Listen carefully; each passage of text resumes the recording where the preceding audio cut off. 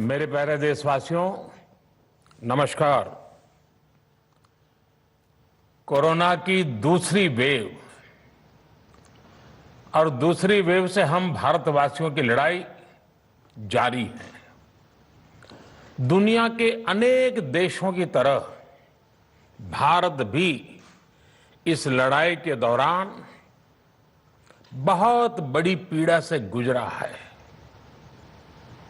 हम में से कई लोगों ने अपने परिजनों को, अपने परिचितों को खोया है। ऐसे सभी परिवारों के साथ मेरी पूरी संवेदनाएं हैं। साथियों, बीते 100 वर्षों में आई ये सबसे बड़ी महामारी है, त्रासदी है। इस तरह की महामारी आधुनिक विश्व ने न देखी थी, न अनुभव की थी। इतनी बड़ी वैश्विक महामारी से हमारा देश कई मोर्चों पर एक साथ लड़ा है। कोविड अस्पताल बनाने से लेकर आईसीयू बेड्स की संख्या बढ़ानी हो, भारत में वेंटिलेटर बनाने से लेकर टेस्टिंग लैब्स का एक बहुत बड़ा नेटवर्क तैयार करना हो, कोविड से लड़ने के लिए बीते 1.25 साल में ही देश में एक नया हेल्थ इंफ्रास्ट्रक्चर तैयार किया गया है। सेकंड वेव के दौरान अप्रैल और मई के महीने में भारत में मेडिकल ऑक्सीजन की डिमांड अकल्पनीय रूप से बढ़ गई थी। भारत के इतिहास में कभी भी इतनी मात्रा में मेडिकल ऑक्सीजन की जरूरत कभी भी महसूस नहीं की गई। इस जरूरत को पूरा करने के लिए युद्ध स्तर पर काम किया गया। सरकार के सभी तंत्र लगे। ऑक्सीजन रेल चलाई गई, एयरफोर्स के विमानों को लगाया गया, नौसेना को लगाया गया। बहुत ही कम समय में लिक्विड मेडिकल ऑक्सीजन के प्रोडक्शन में 10 गुना से ज्यादा बढ़ाया गया। दुनिया के हर कोने से, जहां कहीं से भी जो कुछ भी उपलब्ध हो सकता था, उसको प्राप्त करने का भरसक प्रयास किया गया, लाया गया। इसी तरह जरूरी दवाओं के प्रोडक्शन को कई गुना बढ़ाया गया। विदेशों में जहां भी दवाइयां उपलब्ध हो, वहां से उन्हें लाने में कोई कोर कसर बाकी नहीं छोड़ी गई। साथियों, कोरोना जैसे अदृश्य और रूप बदलने वाले दुश्मन के खिलाफ लड़ाई में सबसे प्रभावी हथियार कोविड प्रोटोकॉल है। मास्क, 2 गज की दूरी और बाकी सारी सावधानियां, उसका पालन ही है। इस लड़ाई में वैक्सीन हमारे लिए सुरक्षा कवच की तरह है। आज पूरे विश्व में वैक्सीन के लिए जो मांग है, उसकी तुलना में उत्पादन करने वाले देश और वैक्सीन बनाने वाली कंपनियां बहुत कम है, इन्हीं गिनी हैं। कल्पना करिए कि अभी हमारे पास भारत में बनी वैक्सीन नहीं होती तो आज भारत जैसे विशाल देश में क्या होता। आप पिछले 50-60 साल का इतिहास देखेंगे तो पता चलेगा कि भारत को विदेशों से वैक्सीन प्राप्त करने में दशकों लग जाते थे। विदेशों में वैक्सीन का काम पूरा हो जाता था, तब भी हमारे देश में वैक्सीनेशन का काम शुरू भी नहीं हो पाता था। पोलियो की वैक्सीन हो, स्मॉल पॉक्स, जहां गांव में हम उसको चेचक कहते हैं, चेचक की वैक्सीन हो, हेपेटाइटिस बी की वैक्सीन हो, इनके लिए देशवासियों ने दशकों तक इंतजार किया था। जब 2014 में देशवासियों ने हमें सेवा का अवसर दिया, तो भारत में वैक्सीनेशन का कवरेज 2014 में भारत में वैक्सीनेशन का कवरेज सिर्फ 60% के आसपास था, 60% के आसपास था। और हमारी दृष्टि में यह बहुत चिंता की बात थी। जिस रफ्तार से भारत का टीकाकरण कार्यक्रम चल रहा था, उस रफ्तार से देश को 100% टीकाकरण कवरेज का लक्ष्य हासिल करने में करीब करीब 40 साल लग जाते हैं। हमने इस समस्या के समाधान के लिए मिशन इंद्रधनुष को लॉन्च किया। हमने तय किया कि मिशन इंद्रधनुष के माध्यम से युद्ध स्तर पर वैक्सीनेशन किया जाएगा और देश में जिसको भी वैक्सीनेशन की जरूरत है उसे वैक्सीन देने का प्रयास होगा। हमने मिशन मोड में काम किया और सिर्फ 5-6 साल में ही वैक्सीनेशन कवरेज 60% से बढ़कर 90% से भी ज्यादा हो गई। 60 से 90, यानी हमने वैक्सीनेशन की स्पीड भी बढ़ाई और दायरा भी बढ़ाया। हमने बच्चों को कई जानलेवा बीमारियों से बचाने के लिए कई नए टीकों का भी भारत के टीकाकरण अभियान का हिस्सा बना दिया। हमने इसलिए किया क्योंकि हमें हमारे देश के बच्चों की चिंता थी, गरीब की चिंता थी, गरीब के उन बच्चों की चिंता थी जिन्हें कभी टीका लग ही नहीं पाता था। हम 100% टीकाकरण कवरेज की तरफ बढ़ रहे थे कि कोरोना वायरस ने हमें घेर लिया। देश ही नहीं, दुनिया के सामने फिर पुरानी आशंकाएं घिरने लगी कि अब भारत कैसे इतनी बड़ी आबादी को बचा पाएगा। लेकिन साथियों, जब नीयत साफ होती है, नीति स्पष्ट होती है, निरंतर परिश्रम होता है, तो नतीजे भी मिलते हैं। हर आशंका को दरकिनार करके भारत ने 1 साल के भीतर ही एक नहीं बल्कि 2 made in India vaccine launch कर दी। हमारे देश ने, देश के वैज्ञानिकों ने ये दिखा दिया कि भारत बड़े बड़े देशों से पीछे नहीं है।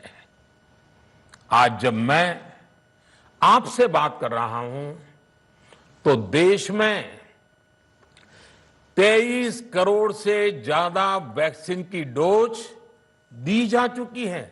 23 करोड़।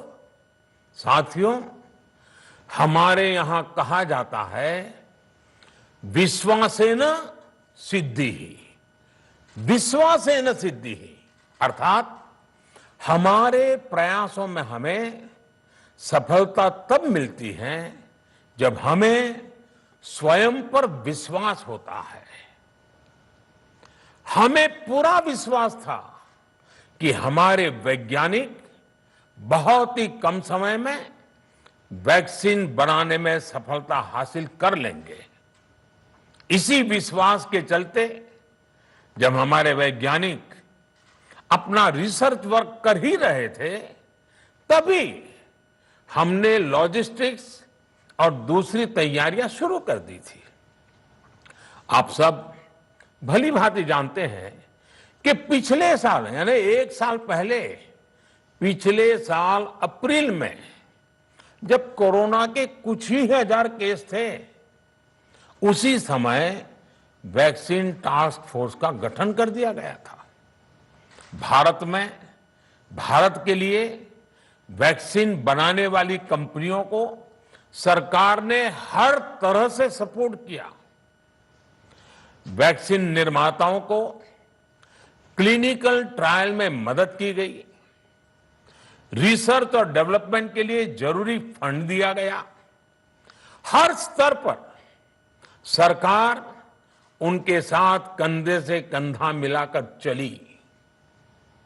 आत्मनिर्भर भारत पैकेज के तहत मिशन कोविड सुरक्षा के माध्यम से भी उन्हें हजारों करोड़ रुपए उपलब्ध कराए गए। पिछले काफी समय से देश लगातार जो प्रयास और परिश्रम कर रहा है, उससे आने वाले दिनों में वैक्सीन की सप्लाई और भी ज्यादा बढ़ने वाली है। आज देश में 7 कंपनियां विभिन्न प्रकार की वैक्सीन का प्रोडक्शन कर रही है। 3 और वैक्सीन का ट्रायल भी एडवांस स्टेज पे चल रहा है। वैक्सीन की उपलब्धता बढ़ाने के लिए दूसरे देशों की कंपनियों से भी वैक्सीन खरीदने की प्रक्रिया को तेज किया गया है। इधर हाल के दिनों में कुछ एक्सपर्ट्स द्वारा हमारे बच्चों को लेकर भी चिंता जताई गई है। इस दिशा में भी 2 वैक्सीन का ट्रायल तेजी से चल रहा है। इसके अलावा अभी देश में एक नेजल वैक्सीन पर भी रिसर्च जारी है। इसे सिरिंज से न देकर नाक में स्प्रे किया जाएगा। देश को अगर निकट भविष्य में इस वैक्सीन पर सफलता मिलती है, तो इससे भारत के वैक्सीन अभियान में और ज्यादा तेजी आएगी। साथियों, इतने कम समय में वैक्सीन बनाना अपने आप में पूरी मानवता के लिए बहुत बड़ी उपलब्धि है, लेकिन इसकी अपनी सीमाएं भी हैं। वैक्सीन बनने के बाद भी दुनिया के बहुत कम देशों में वैक्सीनेशन प्रारंभ हुआ और ज्यादातर समृद्ध देशों में ही शुरू हुआ। WHO ने वैक्सीनेशन को लेकर गाइडलाइंस दी। वैज्ञानिकों ने वैक्सीनेशन की रूपरेखा रखी और भारत ने भी जो अन्य देशों की बेस्ट प्रैक्टिसेस थी, विश्व स्वास्थ्य संगठन WHO के मानक थे, उसी आधार पर चरणबद्ध तरीके से वैक्सीनेशन करना तय किया। केंद्र सरकार ने मुख्यमंत्रियों के साथ हुई अनेकों बैठकों से जो सुझाव मिले, संसद के विभिन्न दलों के साथियों द्वारा जो सुझाव मिले, उसका भी पूरा ध्यान रखा। इसके बाद ही ये तय हुआ कि जिन्हें कोरोना से ज्यादा खतरा है, उन्हें प्राथमिकता दी जाएगी। इसलिए ही हेल्थ वर्कर्स, फ्रंटलाइन वर्कर्स, 60 वर्ष की आयु से ज्यादा के नागरिक, बीमारियों से ग्रसित 45 वर्ष से ज्यादा आयु के नागरिक, इन सभी को वैक्सीन पहले लगनी शुरू हुई है। आप कल्पना कर सकते हैं कि अगर कोरोना की दूसरी वेव से पहले हमारे फ्रंटलाइन वर्कर्स को वैक्सीन नहीं लगी होती तो क्या होता?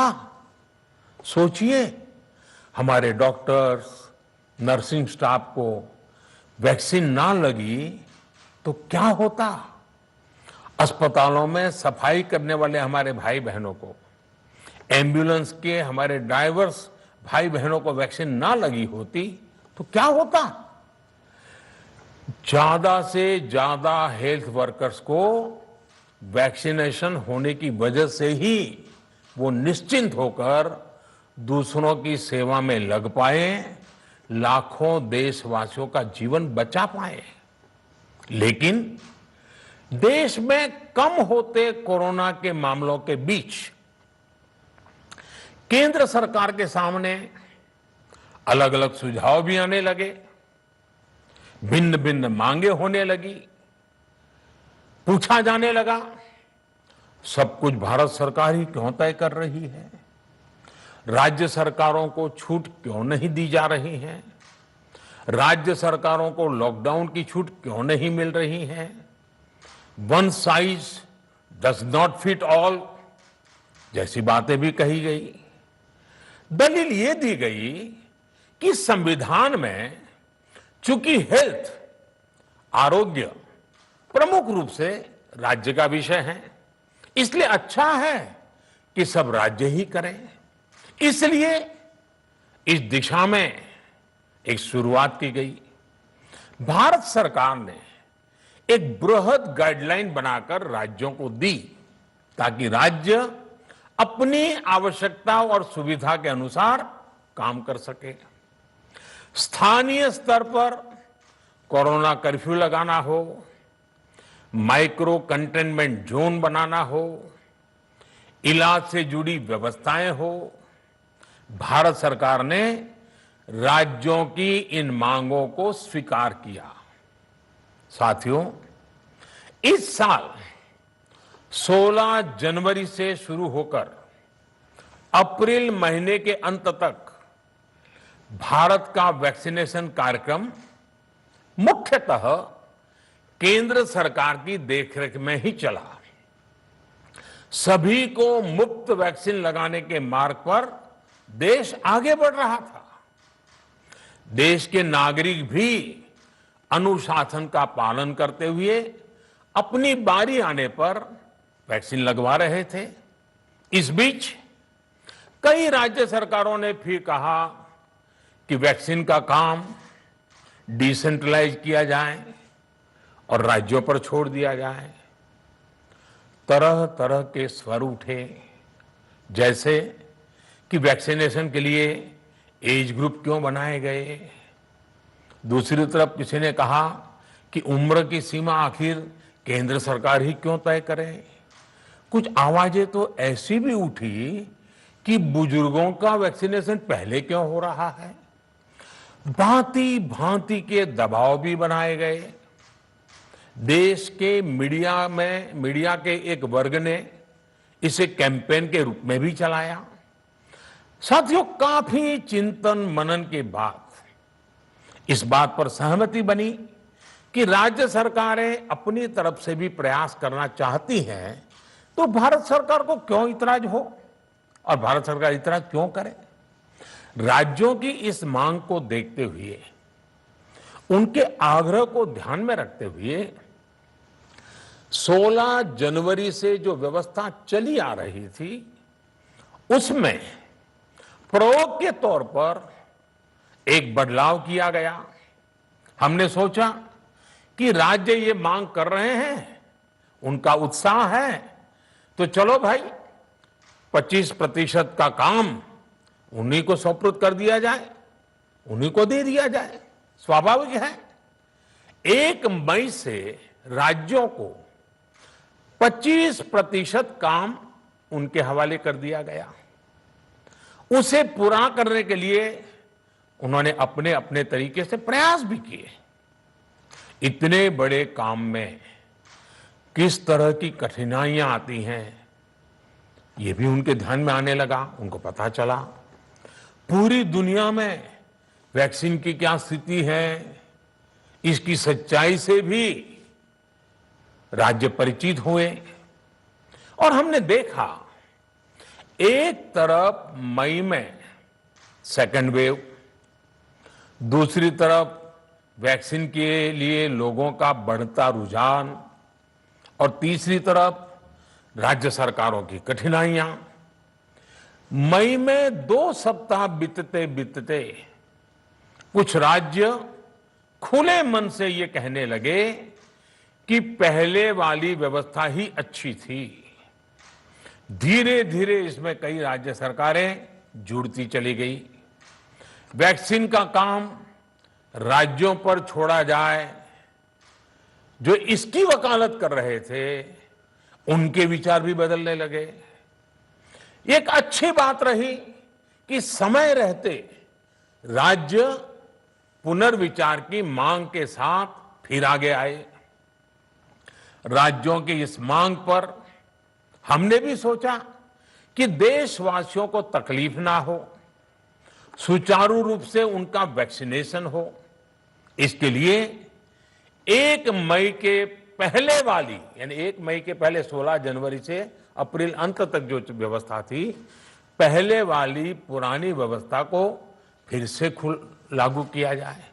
साथियों, आज ये निर्णय लिया गया है कि राज्यों के पास वैक्सीनेशन से जुड़ा जो 25% काम था, उसकी जिम्मेदारी भी भारत सरकार उठाएगी।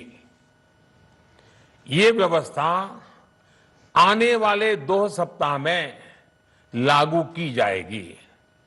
इन 2 सप्ताह में केंद्र और राज्य सरकारें मिलकर नई गाइडलाइंस के अनुसार आवश्यक तैयारी कर लेगी। संयोग है कि 2 सप्ताह बाद 21 जून को ही अंतर्राष्ट्रीय योग दिवस भी है। 21 जून सोमवार से देश के हर राज्य में 18 वर्ष से ऊपर की उम्र के सभी नागरिकों के लिए भारत सरकार राज्यों को मुफ्त वैक्सीन मुहैया कराएगी। वैक्सीन निर्माताओं से कुल वैक्सीन उत्पादन का 75% हिस्सा भारत सरकार खुद ही खरीदकर राज्य सरकारों को मुफ्त देगी। यानी देश की किसी भी राज्य सरकार को वैक्सीन पर कुछ भी खर्च नहीं करना होगा। अब तक देश के करोड़ों लोगों को मुफ्त वैक्सीन मिली है। अब 18 वर्ष की आयु के लोग भी इसमें जुड़ जाएंगे। सभी देशवासियों के लिए भारत सरकार ही मुफ्त वैक्सीन उपलब्ध करवाएगी। गरीब हो, निम्न मध्यम वर्ग हो, मध्यम वर्ग हो या फिर उच्च वर्ग, भारत सरकार के अभियान में मुफ्त वैक्सीन ही लगाई जाएगी। हां, जो व्यक्ति मुफ्त में वैक्सीन नहीं लगवाना चाहते, प्राइवेट अस्पताल में वैक्सीन लगवाना चाहते हैं, उनका भी ध्यान रखा गया है। देश में बन रही वैक्सीन में से 25% प्राइवेट सेक्टर के अस्पताल सीधे ले पाए, ये व्यवस्था जारी रहेगी। प्राइवेट अस्पताल वैक्सीन की निर्धारित कीमत के उपरांत एक डोज पर अधिकतम 150 रुपये ही सर्विस चार्ज ले सकेंगे। इसकी निगरानी करने का काम राज्य सरकारों के पास ही रहेगा। साथियों, हमारे शास्त्रों में कहा गया है प्राप्य आपदम न व्यथते कदाचित उद्योगम अनु इच्छति चा प्रमत्तः। अर्थात विजेता आपदा आने पर उससे परेशान होकर हार नहीं मानते, बल्कि उद्यम करते हैं, परिश्रम करते हैं और परिस्थिति पर जीत हासिल करते हैं। कोरोना से लड़ाई में 130 करोड़ से अधिक भारतीयों ने अभी तक की यात्रा आपसी सहयोग, दिन रात मेहनत करके तय की है। आगे भी हमारा रास्ता हमारे श्रम और सहयोग से ही मजबूत होगा। हम वैक्सीन प्राप्त करने की गति भी बढ़ाएंगे और वैक्सीनेशन अभियान को भी और गति देंगे। हमें याद रखना है कि भारत में वैक्सीनेशन की रफ्तार आज भी दुनिया में बहुत तेज है, अनेक विकसित देशों से भी तेज है। हमने जो टेक्नोलॉजी प्लेटफॉर्म बनाया है कोविन, उसकी भी पूरी दुनिया में चर्चा हो रही है। अनेक देशों ने भारत के इस प्लेटफॉर्म को इस्तेमाल करने में रुचि भी दिखाई है। हम सब देख रहे हैं कि वैक्सीन की एक एक डोज कितनी महत्वपूर्ण है। हर डोज से एक जिंदगी जुड़ी हुई है। केंद्र सरकार ने ये व्यवस्था भी बनाई है कि हर राज्य को कुछ सप्ताह पहले ही बता दिया जाएगा कि उसे कब कितनी डोज मिलने वाली है। मानवता के इस पवित्र कार्य में वाद विवाद और राजनीतिक छींटाकशी से ऐसी बातों को कोई भी अच्छा नहीं मानता है। वैक्सीन की उपलब्धता के अनुसार पूरे अनुशासन के साथ वैक्सीन लगती रहे, देश के हर नागरिक तक हम पहुंच सके, ये हर सरकार, हर जनप्रतिनिधि, हर प्रशासन की सामूहिक जिम्मेदारी है। प्रिय देशवासियों, टीकाकरण के अलावा आज एक और बड़े फैसले में, उस फैसले से मैं आपको अवगत कराना चाहता हूं। पिछले वर्ष जब कोरोना के कारण लॉकडाउन लगाना पड़ा था, तो प्रधानमंत्री गरीब कल्याण अन्न योजना के तहत 8 महीने तक 80 करोड़ से अधिक देशवासियों को मुफ्त राशन की व्यवस्था हमारे देश ने की थी। इस वर्ष भी दूसरी वेव के कारण मई और जून के लिए भी इस योजना का विस्तार किया गया था। आज सरकार ने फैसला लिया है कि प्रधानमंत्री गरीब कल्याण अन्न योजना को अब दीपावली तक आगे बढ़ाया जाएगा। महामारी के इस समय में सरकार गरीब की हर जरूरत के साथ उसका साथी बनकर खड़ी है। यानी नवंबर तक 80 करोड़ से अधिक देशवासियों को हर महीने तय मात्रा में मुफ्त अनाज उपलब्ध होगा। इस प्रयास का मकसद यही है कि मेरे किसी भी गरीब भाई बहन को, उसके परिवार को भूखा सोना ना पड़े। साथियों, देश में हो रहे इन प्रयासों के बीच कई क्षेत्रों से वैक्सीन को लेकर भ्रम और अफवाहों की जानकारी चिंता बढ़ाती है। ये चिंता भी मैं आपके सामने व्यक्त करना चाहता हूं। जब से भारत में वैक्सीन पर काम शुरू हुआ, तभी से कुछ लोगों द्वारा ऐसी बातें कही गई जिससे आम लोगों के मन में शंका पैदा हो। कोशिश ये भी हुई कि भारत के वैक्सीन निर्माताओं का हौसला पस्त पड़ जाए और उनके सामने अनेक प्रकार की बाधाएं आए। जब भारत की वैक्सीन आई तो अनेक माध्यमों से शंका आशंका को और बढ़ाया गया। वैक्सीन न लगवाने के लिए भांति भांति के तर्क प्रचारित किए गए। इन्हें भी देश देख रहा है। जो लोग वैक्सीन को लेकर आशंका पैदा कर रहे हैं, अफवाहें फैला रहे हैं, वो भोले भाले भाई बहनों के जीवन के साथ बहुत बड़ा खिलवाड़ कर रहे हैं। ऐसी अफवाहों से सतर्क रहने की जरूरत है। मैं भी आप सबसे, समाज के प्रबुद्ध लोगों से, युवाओं से अनुरोध करता हूं कि आप भी वैक्सीन को लेकर जागरूकता बढ़ाने में सहयोग करें।